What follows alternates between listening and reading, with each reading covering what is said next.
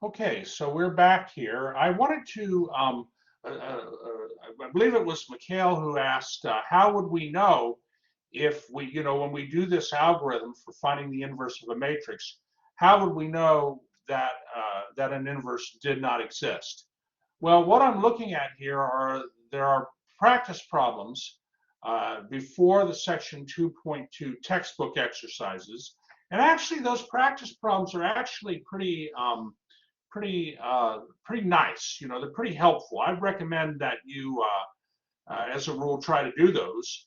Well, let's look at this. Of course, you have to worry about your homework. That's the homework is you get credit for part of your grade for the homework, but the practice problems actually I think, are helpful as well. So here we want to find the inverse of a 3 by 3 matrix and see if it exists. Now, the practice problems, and every section has practice problems that come before the exercises. It kind of like helps summarizes some big ideas of the section. Let's look at the solution. So the solution, if I go past the exercises here, okay, here are solutions to the practice problems. Okay, and here is the solution for the second question.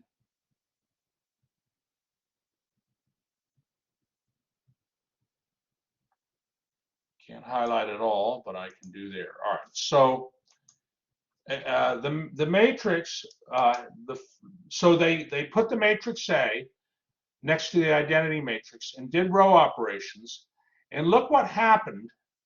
Look what happens after the third step. What do you see in the bottom row there when they do the algorithm?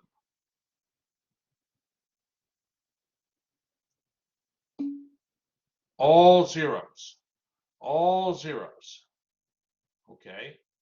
So because the augmented matrix A and the identity is row equivalent to a matrix where you have on the left a row of zeros. Okay, so let me just let me go. Maybe I don't need all this highlighted. I mean, we're looking right here. See that? Is there any way that the matrix, say on the left, can become an identity matrix when we have a row of all zeros? Will any row operations turn those zeros? I mean, are we gonna, in other words, we got it into echelon form on the left. The matrix say we did row operations and got it into echelon form. And we have a row of zeros on the bottom. Okay. Are we ever gonna, I mean, what do we want on the bottom? Where those 3 zeros are, we don't want a 0, 0, 0. What do we want on the bottom? Not a 0, 0, 0. That's right. That's right, Mikhail. We want a 0, 0, 1. We want a 0, 0, 1, and we don't have it. So there's no way the matrix A can be row reduced to the identity matrix, and therefore the matrix A does not have an inverse. All right, not have an inverse. So there's an example of where the matrix A does not have an inverse, and you will see those.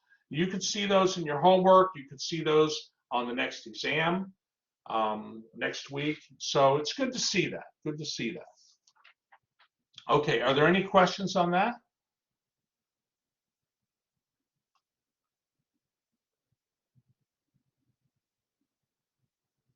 Okay, let me stop the recording.